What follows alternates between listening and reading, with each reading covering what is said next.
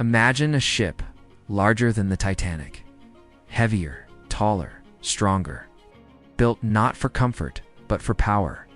A vessel forged in steel, designed to conquer the most violent oceans on Earth. And yet this ship would vanish without a trace.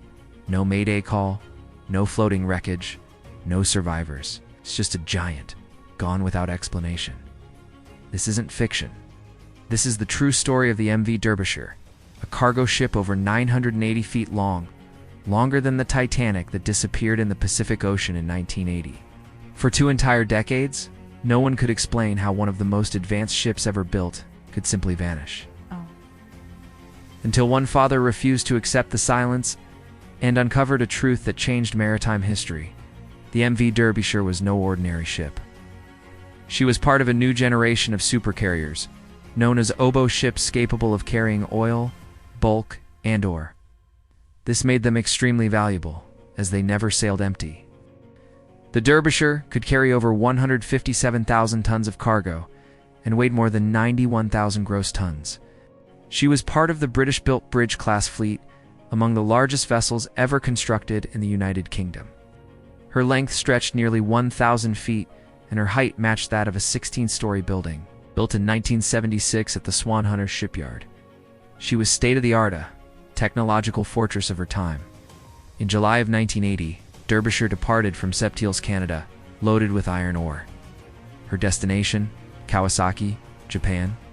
She had already crossed the Atlantic, rounded Africa's southern tip, passed through the Indian Ocean, and entered the Pacific.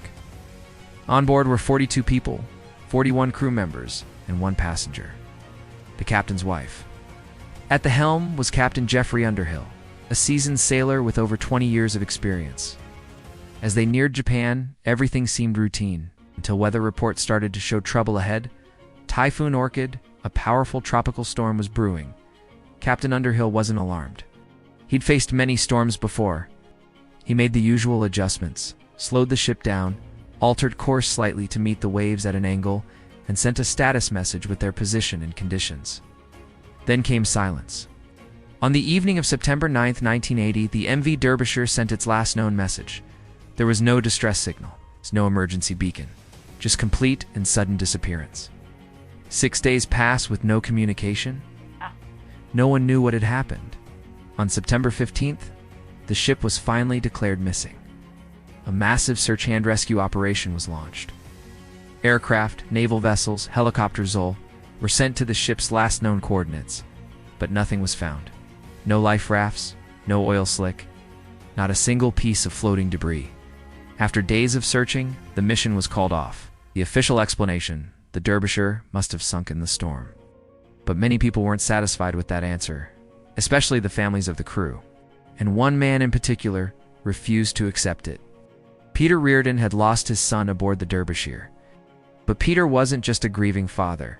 He was a maritime expert, a ship inspector, someone who understood vessel design and safety. He began to investigate on his own and quickly discovered disturbing patterns.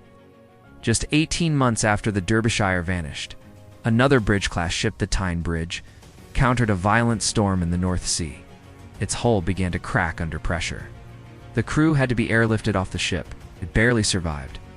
Peter began looking deeper into the bridge-class fleet. What he found was alarming. Every ship in the bridge class had developed structural cracks, almost all in the same place, just above the forward storage compartment, known as the bosun's store.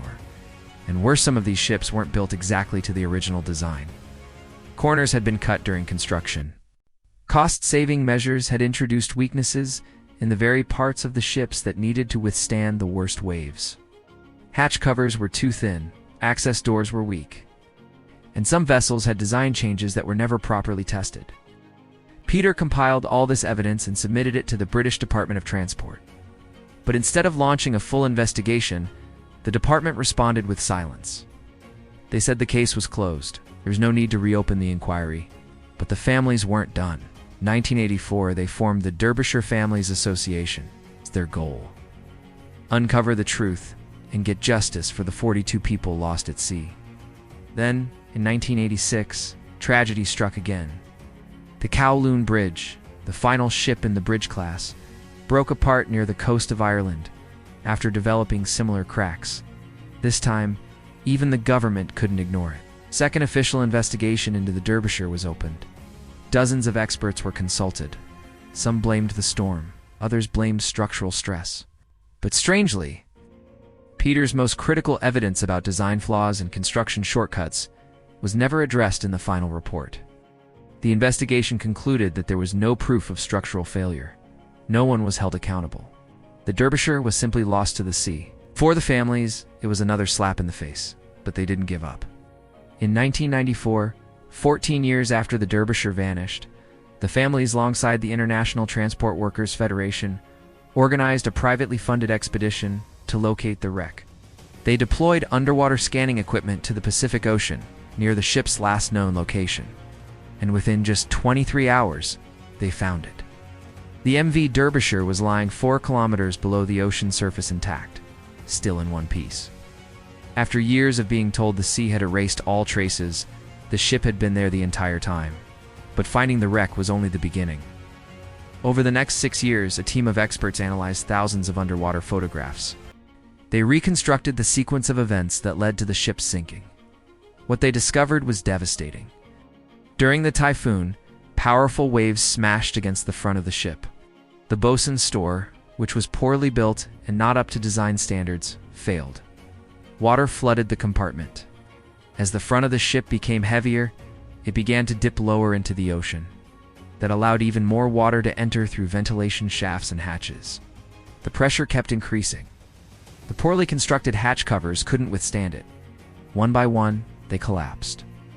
Compartments filled with water rapidly. The ship became front-heavy and, within minutes, it began to sink uncontrollably. It was a domino effect. Not a single catastrophic failure, but a series of small design flaws contributing to the disaster. The final report confirmed that it wasn't just a powerful storm that sank the Derbyshire. It was bad design, poor construction, neglected safety checks, and a system that failed to listen when people asked questions. The Derbyshire families were finally vindicated, and their relentless pursuit of truth led to major reforms in the global shipping industry. New rules were introduced for cargo ship design.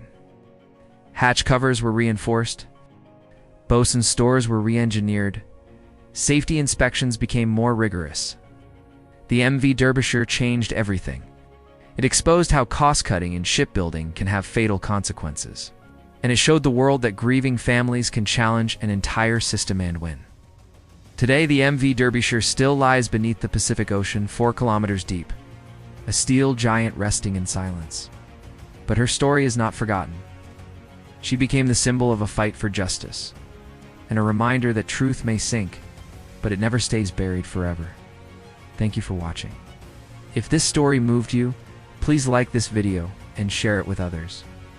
And if you want more powerful true stories like this one, don't forget to subscribe. Drop a comment below. What do you think caused the Derbyshire disaster? And what other mysteries would you like us to uncover next? Till next time, stay safe, stay curious, and never stop asking questions. The truth, it's always out there.